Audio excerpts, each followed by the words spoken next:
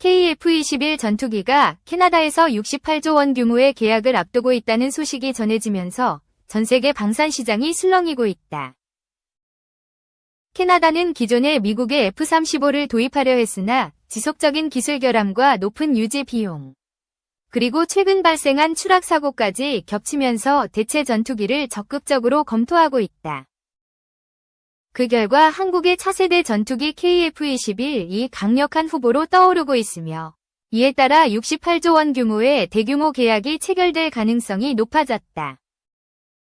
캐나다는 한때 미국의 F-35 전투기를 88대 도입하는 방안을 추진했으나 최근 F-35 기체에서 발생한 각종 결함과 잦은 추락 사고로 인해 신뢰를 잃고 있다.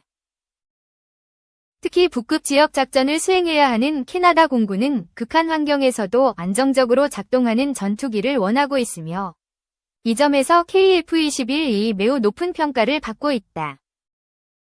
KF-21은 최신 스텔스 기술과 강력한 전자전 능력을 갖추고 있으며 유지 보수 비용이 F-35보다 훨씬 낮아 경제적인 측면에서도 유리한 조건을 갖추고 있다. 이번 캐나다의 결정은 단순한 전투기 구매를 넘어 국제 방산 시장에서 한국의 위상이 더욱 높아지는 계기가 될 전망이다. 한국의 K방산은 최근 KF-21뿐만 아니라 잠수함 분야에서도 세계적인 경쟁력을 입증하고 있다. 현재 70조 원 규모의 잠수함 사업을 두고 내부적으로 갈등이 발생하고 있지만 한국이 독자적인 기술력으로 세계 최강의 잠수함을 개발하고 있다는 점은 분명하다. 특히 한국이 개발한 최신형 잠수함은 기존의 디젤 추진 방식에서 벗어나 차세대 원자력 추진 시스템을 도입하는 방안이 논의되고 있으며 이로 인해 해외 국가들의 관심이 집중되고 있다. 독일, 프랑스, 스웨덴 등의 방산 강국들조차 한국의 잠수함 기술력의 놀라움을 감추지 못하고 있으며 일부 국가들은 한국산 잠수함 도입을 적극적으로 검토 중인 것으로 알려졌다. KF-21의 캐나다 수출 가능성과 K방산의 잠수함 수출 확대는 한국이 세계 방산 시장에서 새로운 강자로 떠오르고 있음을 보여주는 사례이다. 과거 한국은 미국과 유럽의 무기를 수입하는 국가였지만 이제는 세계 각국에 최신 무기를 수출하는 수준까지 성장했다. 이러한 성공의 배경에는 한국의 독자적인 기술력과 빠른 개발 속도가 자리 잡고 있다. 전 세계적으로 방산 시장의 판도가 바뀌고 있는 가운데 한국의 KF-21과 차세대 잠수함이 글로벌 방산 시장에서 어떤 성과를 거둘지 귀추가 주목된다. 캐나다의 최종 결정이 어떻게 내려질지는 아직 알 수 없지만 현재 분위기로 볼 때 KF-21의 수출 가능성은 점점 높아지고 있다. 향후 계약이 성사된다면 한국은 또 한 번 방산 강국으로서의 위상을 확고히 하게 될 것이다. 한국항공우주산업 KAI 사장 강구영 2. 뉴에어로스페이스 시대에 대비하고 수출 및 양산 물량 확대를 통해 퀀텀 점프와 비전 2050 실현을 가속화하기 위해 조직 개편을 단행했다. KAI 관계자는 이번 개편의 핵심은 경쟁력 강화 TF를 통한 효율적인 경영과 수출 개발 생산 역량 강화에 있다며 11일 이같이 밝혔다. 이 관계자는 KAI는 전세계 수출 시장 확대와 4차 산업혁명 기술 기반의 미래 신기술 확보, 효율적 생산 및 공급망 SCM 강화에 중점을 두고 관련 기능을 통합했다면서 기존 3부문 1원 2본부 2센터 체제에서 5부문 1원 4본부 체계로 전환하며 조직을 단순화하고 각 분야별 전문성을 강화했다고 설명했다. 특히 수출 마케팅 부문을 신설해 고정입, 회전입, 무인기, 위성 등 다양한 제품 라인업에 대한 패키지형 수출 전략을 세우고 글로벌 마케팅을 강화할 계획이다. 미래융합기술원은 산하의 AI, 항전연구센터를 신설하여 미래 핵심 기술 개발에 집중할 예정이다. AI, 소프트웨어, 항공전자 및 비행 제어 기능을 통합해 6세대 전투 체계, AI 파일럿 등 차세대 플랫폼 개발을 목표로 삼고 있다. 작년에 신설된 재무그룹은 본부로 승격됐으며 글로벌 금융시장 변화에 유연하게 대응하기 위해 전문성을 강화했다. 또한 기존 운영센터는 생산구매 부문으로 개편되어 LAH 및 KF21 양산 본격화에 맞춰 생산 효율성과 공급망 관리를 강화할 방침이다. KAI는 조직 개편과 함께 성과에 기반한 인사도 단행했다. KF21 무사고 시험 비행 기록 달성.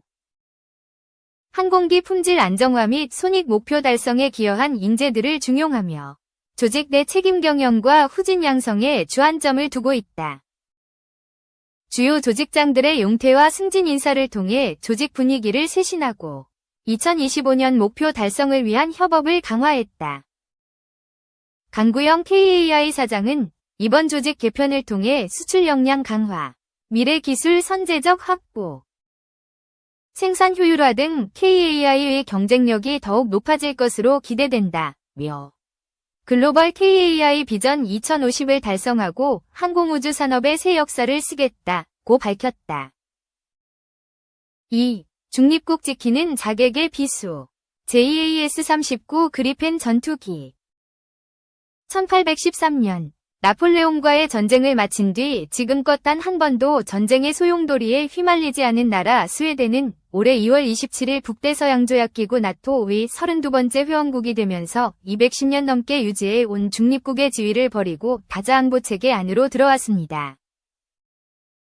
제12차 세계대전을 거치면서도 중립국 지위를 유지했던 스웨덴의 비결은 강력한 국방력을 바탕으로 한 무장중립에 있었습니다. 강력한 병역제도와 전차, 장갑차는 물론 전투기까지 생산할 수 있는 능력을 갖추면서 그 힘을 바탕으로 독일과 연합군 사이에서 교묘한 줄타기를 할 수 있었기 때문입니다. 제2차 세계대전이 끝난 뒤에는 핵전쟁이나 냉전의 소용돌이에 빨려 들어가지 않기 위해서 스웨덴만의 전략을 마련합니다. 영토 곳곳에 항공자산을 숨겨놓고 적의 침입이 발생하면 어디서든 출격해 기습하고 송호전을 벌여 적의 기세를 꺾는 일종의 고슴도치 전략이 그것입니다. 이런 전략을 구사하기 위해 스웨덴은 드라켄과 비겐이라는 전투기를 만들었습니다. 전투기를 만든 회사는 우리에게 자동차로 더 친숙한 사브, SAAB입니다. 하지만 1960년에서 70년대를 풍미했던 이들의 교체 시기가 다가오자 스웨덴 공군은 적이 침공했을 때 방어적 분산기지 계획을 더 잘 수행할 수 있는 차세대 전투기를 원했습니다. 스웨덴 공군이 원했던 스펙은 비겐보다 작지만 기동성과 속도가 높고 짧은 활주거리에서도 이륙이 가능하며 적국이 공격했을 때 스웨덴 전역에 있는 소규모 방어기지에서 출격할 수 있는 기체였습니다. 스웨덴 정부는 이 같은 요구 조건을 충족할 수 있는 전투기를 탐색했습니다. 처음에는 F-16이나 F, A-18, F-20, 미라주 2000 같은 당시 최신 전투기들도 검토했던 것으로 알려졌습니다. 하지만 결국 스웨덴 정부는 사부의 새로운 전투기 개발을 맡겼습니다. 1979년 스웨덴 정부는 공대공, 자크트, 과공대지, 어택, 정찰, 스패닝, 임무를 수행할 수 있는 다목적 전투기 개발 연구를 시작했습니다. 그리핀 앞에 붙은 JAS-39의 JAS는 바로 공대공, 공대지, 정찰을 뜻하는 스웨덴어의 앞글자에서 따온 겁니다.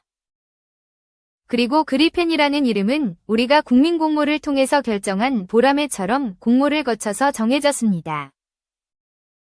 사부 로고에 새겨져 있는 상상 속의 동물 그리핀의 스웨덴어 그리펜, 그리펜이 채택됐죠. 스웨덴 국방부 산하 국방물자관리국 FMV는 사부에서 제출한 프로젝트 2015 설계를 국방부에 추천했습니다. 이 전투기를 만들기 위해 사부 스카니아와 LM 에릭슨, SRA, 볼보가 합작회사를 만들었습니다. 이들은 제너럴 일렉트릭, GE, 사이 F404 엔진을 볼보가 면허 생산한 RM12 엔진을 추진기관으로 선정했고 디지털 비행 제어 시스템과 카나드를 부착한 단발 엔진, 단자식 경전투기 제작을 추진했습니다. 1982년 6월 30일 스웨덴 의회는 정부의 계획을 승인했고 국방물자관리국은 사부와 257억 크로나 약 31억 1200만 달러의 계약을 맺고 5대의 프로토타입과 초기 생산 물량 30대를 발주했습니다. 첫 시제기가 출고된 날짜는 1987년 4월 26일이었습니다. 하지만 출시 직후 시작하려던 시험 비행은 비행 제어 시스템 문제로 18개월 동안 지연됐습니다. 때문에 이듬해인 1988년 12월 9일 초도 비행을 시작했죠. 51분 동안 진행된 첫 비행 이후 약 2달 뒤인 1989년 2월 2일. 여섯 번째 시험 비행 도중 처음 문제로 지적됐던 비행 제어 시스템 문제가 결국 드러났습니다. 그리펜 시제기가 스웨덴 남부 린셰핑 공항에서 착륙하던 중 돌고래처럼 다시 튀어 올랐다 떨어지면서 왼쪽 날개를 활주로에 부딪히면서 추락하고 말았습니다. 사부는 미국 회사의 도움을 받아가며 소프트웨어를 수정했고 사고 15개월 후에 시험 비행을 재개했습니다. 그렇게 1990년과 1991년에는 대체로 남은 5대의 시제기가 시험 비행을 수행할 수 있었습니다. 덕분에 1992년 6월 스웨덴 공군은 사부와 110대의 그리펜 도입 계약을 체결했고 같은 해 10월 10일 양상기체의 첫 비행 이후 1994년 스웨덴 공군에 인도되기 시작했습니다. 하지만 1993년 8월 8일 스톡홀름 워터 페스티벌 축하 비행 때 또 한 대가 추락해 실제 운용은 1996년 6월부터 시작했습니다. 그리펜은 최소한의 인원으로 신속한 무장 장착과 기본 정비가 가능한 기체입니다. F404 엔진을 그냥 써도 될 텐데 볼보는 왜 면허 생산을 하면서까지 RM12 엔진을 만들었을까요? 그 이유는 바로 엔진의 무게와 부품 수를 줄이기 위해서였습니다.